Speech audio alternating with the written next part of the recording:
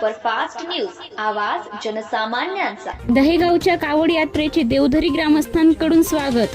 देवधरी राळेगाव तालुक्यातील दहेगाव येथून निघालेल्या कावड यात्रेचे देवधरी ग्रामस्थांकडून उत्साहात स्वागत करण्यात आले। देवधरी येथील राष्ट्रीय महामार्ग क्रमांक 44 जवळ असलेल्या महादेवाच्या मूर्तीजवळ कावड यात्रेकरूंसाठी ग्रामस्थांनी भोजनाची व्यवस्था केली।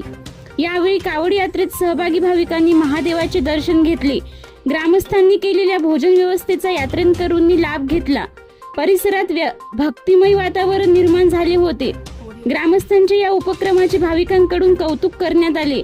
उपस्थित असलेले भाविक भक्त आणि ग्रामस्थ मिलिंद सोळंके, विठ्ठल जोगी, हितेश धोटे, प्रवीण लोडे, वामन टेकाम, नितीन चरडे, रामाजी वगरहांडे, आकाश चव्हाण, अशोक बोभाटे, युवराज चटकी, विजय कुबडे, प्रवीण चौधरी, राज लांडे, पिंटूभाऊ दातारकर।